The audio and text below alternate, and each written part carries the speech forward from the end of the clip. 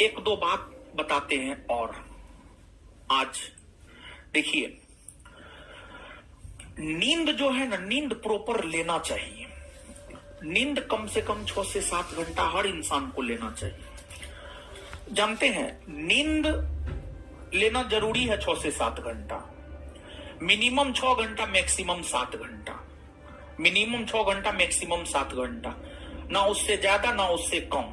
6 घंटा से कम नींद कभी नहीं लेना है, और 7 घंटा से ज्यादा नींद भी कभी नहीं लेना है। और दूसरी बात, दोपहर में खाना खाने के बाद 10 से 15 मिनट या आधा घंटा का झपकी जरूर लेना है। मतलब आधा घंटा रेस्ट जरूर करना है, आधा घंटा, समझ गए।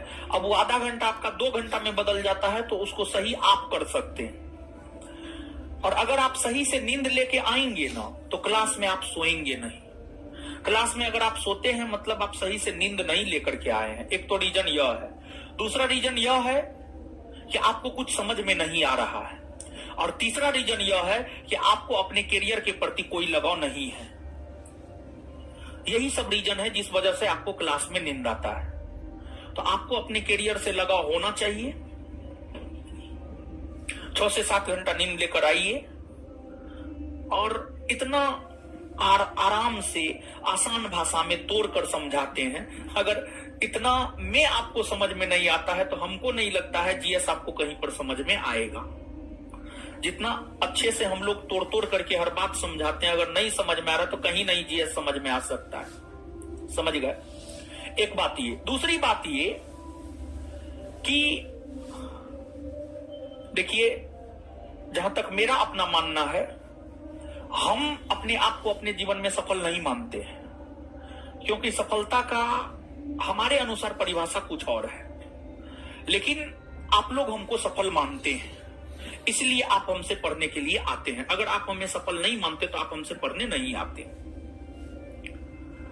तो आप हमें सफल मानते हैं, तो हम आपको यह बात कहना चाहते हैं, हम जितना मेहनत करते हैं ना, सुबह से लेकर शाम तक, उतना मेहनत आप कर जाइए, आप भी सफल हो जाइएगा अपने जीवन में। मेरा क्लास सुबह में 8:30 बजे शुरू होता है।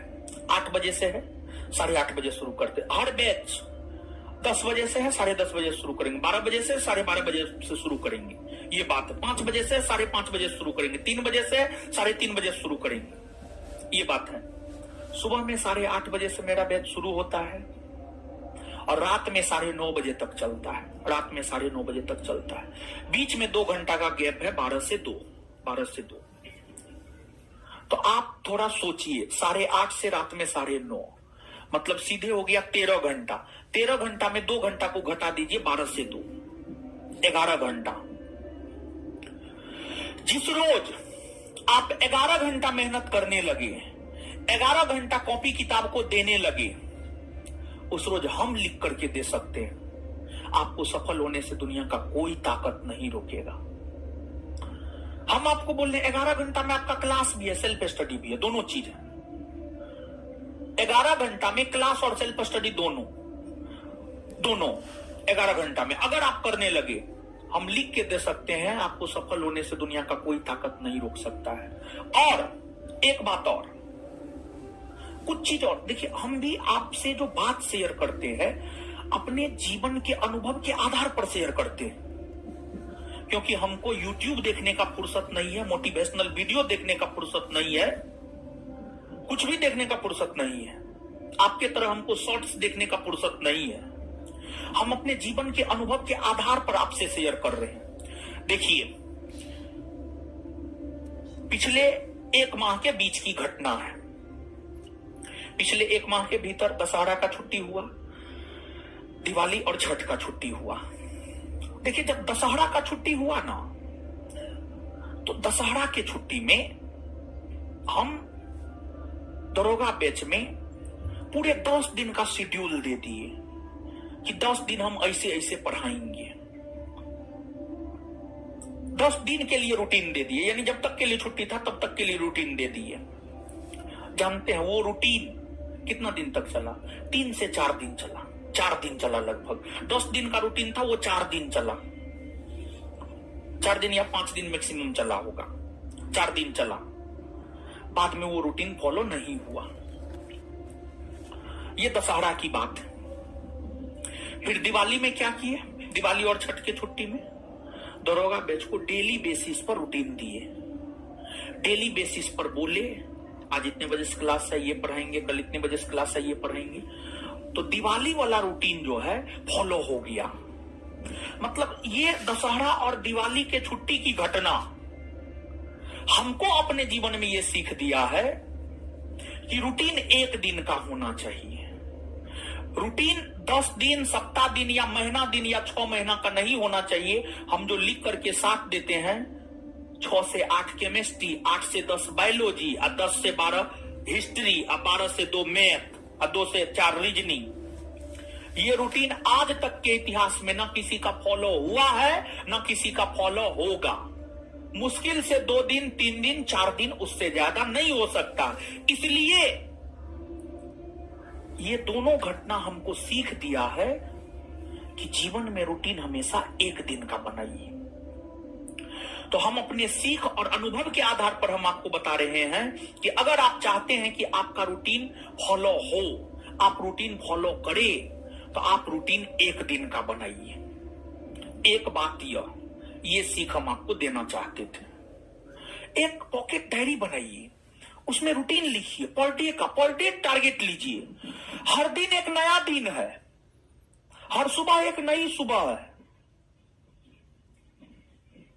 तो इसलिए रूटीन पर डे का होना चाहिए। ये मेरा सलाह है आपको, समझ गए? और अगला सलाह ये है कि डेली बेसिस पर पढ़िए। जितना क्लास में पढ़ाया जाता है सेम डे में रिवीजन कीजिए। जितना क्लास में पढ़ाया जाता है सेम डे में रिवीजन कीजिए। ये सब चीज अपने जीवन में अपनाइए, तभी आप जीवन में बेहतर कर सकते हैं, तभी आप जीवन में सफल हो सकते हैं। नहीं तो आप अपने जीवन में बेहतर नहीं कर सकते, आप अपने जीवन में सफल नहीं हो सकते। और मूल उद्देश्य है सफलता, समझ गए? तो चलिए, ये समझा बुझाती है, थोड़ा बहुत समझाना बुझाना भी जरूरी है। आप जब तक आपको समझाएंगे बुझाएंगे नहीं, तब तक आप लोग क्या बताएं। तो अब जो है हीरो सब पढ़िए, आज जितना समझाए हैं लिखाए हैं पढ़िए, उस जल्दी से पढ़िए, याद करवाएंगे, पढ़िए याद करवाएंगे, फिर आगे बढ़ेंगे।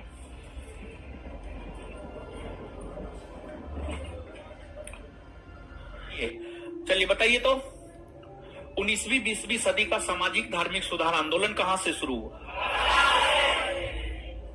बंगाल से। कहां से? 19वीं 20वीं सदी का सामाजिक धार्मिक सुधार आंदोलन कहां से शुरू हुआ?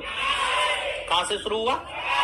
बंगाल से शुरू हुआ। ठीक है, इसके बाद आगे बतलाइएगा कि इसको शुरू करने का श्रेय किसे जाता है? राजा राम। इसको शुरू करने का श्रेय किसे जाता है? राजा राम मोहन राय। नव जागरण का अग्रदूत, नव प्रभात का तारा, सुधार आंदोलन का पिता किसे कहा जाता है? किसे कहा जाता है? राजा राम मोहन राय। राजा राम मोहन राय का जन्म कब हुआ है? 22 मई 1772। 22 मई 1700। राजा राम मोहन राय का जन्म कब हुआ है? इनके पिता कौन थे?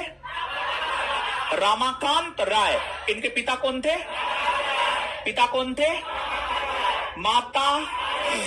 माता तारिणी देवी। माता तारिणी देवी। इसके बाद आगे बताइएगा कि राजा राम मोहन राय की अगर हम बात करें तो मूर्ति पूजा के समर्थक या विरोधी? बहुदेववाद के समर्थक या विरोधी? विरोधी। एकेश्वरवाद के समर्थक हुआ करते थे। चलिए ठीक है, इसके बाद आगे बताइएगा तोहफातुल मोहम्मदीनी या एकेश्वरवादियों को उपहार नामक साहित्य किसने लिखा? राजा राम मोहन राय। आत्मीय सभा की स्थापना किसने किया? राजा राम मोहन राय। राजा राम मोहन राय ने किया है। चलिए ठीक है, इसके बाद आगे बतलाइएगा कि कोलकाता में 1817 में डेविड हेयर के सहयोग से प्रथम हिंदू कॉलेज की स्थापना किसने किया? राजा राम मोहन राय। 1825 में कोलकाता में वेदांत कॉलेज की स्थापना किसने किया? राजा राम मोहन राय। सती प्रथा के प्रति लोगों को जागरूक करने को लेकर संवाद कौमुदी किसने निकाला? राजा राम मोहन राय। ब्रह्म समाज या ब्रह्म सभा की स्थापना किसने की? राजा राम मोहन राय। ब्रह्म समाज या ब्रह्म सभा की स्थापना कब हुई है? 1828। 1828। ब्रह्म समाज या ब्रह्म सभा की स्थापना कब हुई है? 1828 ईस्वी में हुई है। इसके बाद आगे बताइएगा कि राजा राम मोहन राय के सहयोग से किस अंग्रेज ने सर्वप्रथम सती प्रथा का अंत 1829 में किया? Lord William Bentinck. Bengal presidency से सती प्रथा का अंत कब हुआ? 1829। बंगाल प्रेसिडेंसी से सती प्रथा का अंत कब हुआ? 1829। मुंबई और मद्रास प्रेसिडेंसी से 1830 और पूरे भारतवर्ष से 1861। पूरे भारतवर्ष से 1861। क्लियर है ये बात? इतना क्लियर ना? चलिए।